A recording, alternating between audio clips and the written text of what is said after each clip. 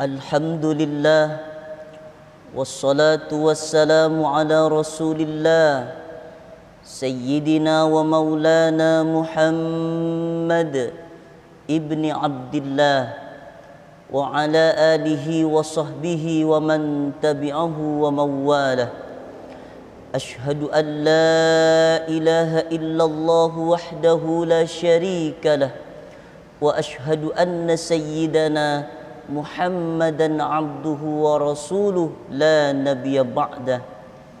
Allahumma salli wa sallim wa barik ala sayyidina wa maulana Muhammadin nabiyil ummi wa ala alihi wa sahbihi wa barik wa sallim.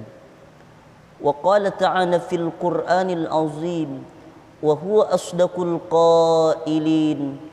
A'udzu billahi minasy syaithanir rajim. Ya ayyuhalladzina amanu taqullaha haqqa tuqatih wa la tamutunna illa wa antum muslimun. Wa qala ta'ala fi ayatil ukhra. Ya ayyuhalladzina amanu taqullaha wa qulu qawlan sadida yuslih lakum a'malakum wa yaghfir lakum dhunubakum wa may yuti'illaha wa rasulahu faqad faza fawzan 'azima. Ibadallah, usikum wa nafsi bitaqwallah wa ta'atihi faqad fazal muttaqun. Hadirin jamaah salat Jumat yang dimuliakan oleh Allah Subhanahu wa taala. Kematian merupakan suatu kepastian dalam kehidupan. Kedatangannya tidak bisa ditebak. Tapi ketika sakaratul maut, kematian itu datang, kekuatan apa yang bisa mencegahnya? Kekuatan apa yang bisa menyingkirkannya? Kullu nafsin za'iqatul maut. Setiap manusia yang bernyawa pasti akan merasakan kematian. Setiap manusia yang punya jiwa pasti akan kembali kepada Allah Subhanahu wa ta'ala. Betapapun kematian itu ditakuti oleh seseorang, kematian pun akan datang menjemput nyawa seseorang. Qul innal mautal ladzi tafirruna minhu fa innahu mulaqikum. Katakanlah ya Muhammad, walaupun kematian itu kamu lari daripadanya, takut ingin sakaratul maut, tapi kematian ketika datang menjemput nyawa seseorang, maka tidak akan bisa terelakkan, tidak akan bisa menghindari kepada kematian itu. Maka hidup di dunia ini akan berakhir ketika kematian menjemput nyawa seseorang. Ada dua hal manusia yang membuat takut untuk menghadapi kematian. Yang pertama, manusia yang takut menghadapi kematian karena dia mempunyai dosa yang banyak. Setiap dosa yang dikerjakan oleh manusia sanggup untuk mendatangkan kesengsaraan alam barzah, sanggup untuk mendatangkan penyesalan, kehinaan, kesengsaraan di akhiratnya Allah Subhanahu wa ta'ala. Dosa bisa menyebabkan seseorang lalai. Dosa menyebabkan seseorang tidak lagi gubris dengan perintah yang diperintahkan oleh Allah Subhanahu wa ta'ala. Bukan kurang taat, bukan kurang soleh, tapi seseorang itu sudah terlalu banyak berbuat dosa di hadapan Allah Subhanahu wa ta'ala. Dosa itulah yang menyebabkan manusia takut untuk menghadapi sakaratul mautnya Allah Subhanahu wa ta'ala. walladzina idza fa'alu fahishatan aw zalamu anfusahum dzakarullaha fastaghfaru lidzunubihim. Ada orang-orang yang terlintas dalam perbuatan dosa. Ada orang-orang yang terjatuh dalam perbuatan dosa atau zalim kepada dirinya sendiri. Zakarullah fastaghfaru lidzunubihim. Bersegeralah mengingat Allah, minta ampun kepada Allah Subhanahu wa taala. Dosa yang terlalu banyak akan menyebabkan sempit hati, akan menyebabkan hati yang putih menjadi gelap, akan menyebabkan seseorang jauh daripada Allah Subhanahu wa taala. Apabila manusia sudah terlalu banyak perbuat dosa, maka dia akan jauh daripada Allah Subhanahu wa taala. Ketaatan-ketaatan yang mesti dijalankan dalam kehidupan ini akan menjadi lalai akibat dosa tadi. Maka kita mesti ikut apa yang disebutkan oleh Nabi, at-taibu minadz-dzambi kaman la dzambalahu. Orang yang bertaubat itu seperti orang yang tak mempunyai dosa, padahal dia berdosa di hadapan Allah Subhanahu wa taala. Tapi ketika seseorang untuk kembali ke jalan Allah, untuk kembali mengingat Allah Subhanahu wa taala, mengerjakan yang diperintah oleh Allah, meninggalkan yang dilarang oleh Allah, maka dosa orang itu akan diampunkan oleh Allah Subhanahu wa taala. Tidak ada manusianya yang hidup di dunia ini yang tidak punya dosa. Pasti semua manusia yang hidup di atas muka bumi Allah pasti punya dosa. Nabi sallallahu alaihi wasallam bersabda, "Kullu bani Adam khata'un wa khairul khata'in at-tawwabun." Setiap anak Adam itu punya dosa.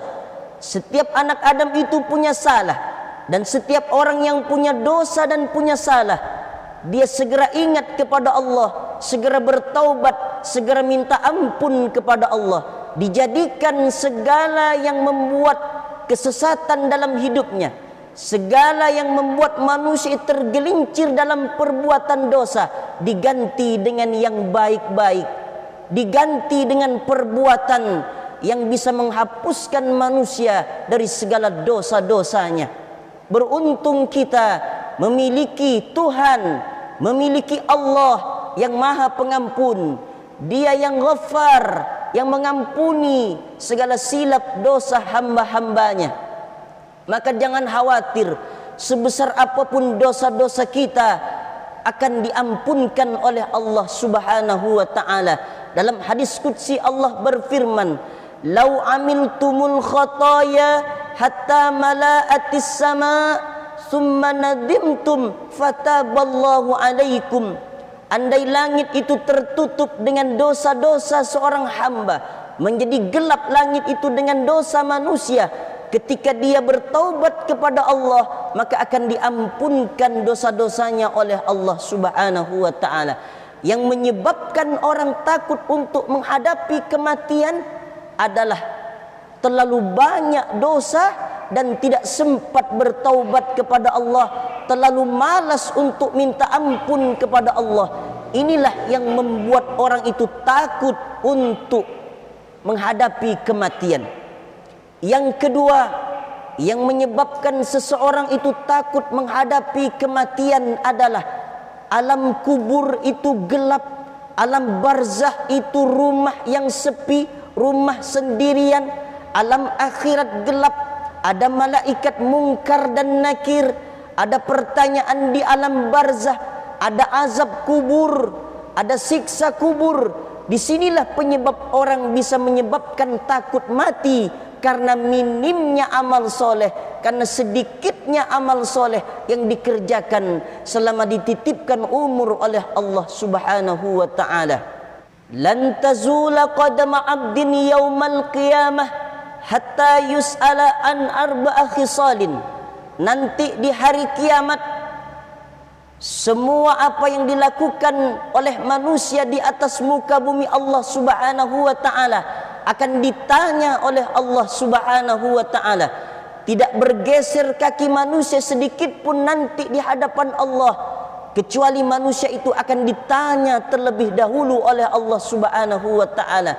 Di antara yang akan ditanya oleh Allah, an umrihi fima afnah, selama dititipkan umur oleh Allah, kau pakai untuk apa umur itu? Kau gunakan untuk apa umur itu? Apakah lebih banyak melalaikan perintah-perintah Allah, ataukah lebih banyak melakukan ketaatan-ketaatan yang bisa menyebabkan manusia akan mendapatkan kebahagiaan yang hakiki di alam akhiratnya Allah Subhanahu wa taala. Dunia yang fana, dunia yang sesaat, dunia yang kita pijak saat sekarang ini adalah tempat kita untuk beramal soleh. Ad-dunya darul amal wal akhiratu darul jaza. Dunia adalah tempat beramal dan akhirat adalah tempat pembalasan. Yang menyebabkan manusia itu takut untuk menghadapi kematian. Ada manusia nanti akan dihisap di alam akhiratnya Allah, akan ditimbang amal-amalnya. Kemudian ada neraka, kemudian ada surga. Tidak tahu bagaimana nasib seseorang hamba ketika di alam akhiratnya Allah Subhanahu wa taala. Di alam barzah dia akan ditemani dengan amal baiknya kalau dia beramal soleh. Di alam barzah dia akan ditemani dengan amal buruknya kalau dia tidak mau mengerjakan amal soleh ketika dititipkan umur oleh Allah Subhanahu wa taala. Alam kubur yang sempit, alam kubur yang gelap, 2 meter dalamnya, kemudian di situ menjadi pertanda manusia akan selamat di hadapan Allah Subhanahu wa taala. Kalau manusia itu sudah selamat dari alam barzah, insya Allah dalam kehidupan alam akhirat dia akan merasakan kebahagiaan yang hakiki di hadapan Allah Subhanahu wa taala. Yang menyebabkan manusia takut mati, akhirat itu tidak tahu bagaimana keadaan kita nanti di hadapan Allah Subhanahu wa taala. Matahari 1 mil dari kepala manusia, matahari 1 jengkal dari kepala manusia. Yang menyebabkan manusia itu takut akan menghadapi sakaratul maut, takut menghadapi kematian, karena kita tidak tahu bagaimana nasib selanjutnya setelah kita meninggalkan dunia yang fana ini. Dunia akan kita tinggalkan, kita akan menuju kehidupan yang selanjutnya, yakni kehidupan alam barzah. Kemudian di alam barzah itu kita menunggu dan menunggu dan menunggu sampai hari kiamatul kubra itu tiba. Kemudian akan menghadapi kehidupan yang selanjutnya, yakni kehidupan alam akhiratnya Allah Subhanahu wa taala. Wal akhiratu khairu wa abqa.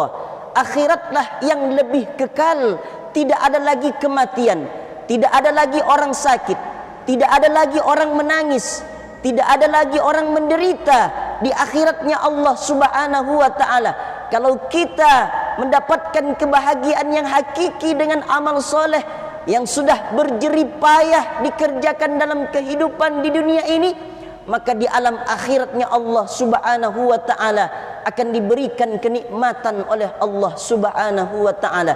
A'dattu li ibadiyas salihin, aku sediakan bagi hamba-hambaku yang soleh, mala a'yunun ra'at, belum pernah dilihat mata, wala udhunun sami'at, belum pernah didengar telinga, wala khataru ala qalbi bashar, belum pernah terlintas di hati dan pikiran. Itu nikmat surga yang akan diberikan oleh Allah kepada orang yang senantiasa beramal soleh, beramal baik waktu dititipkan umur oleh Allah Subhanahu wa ta'ala.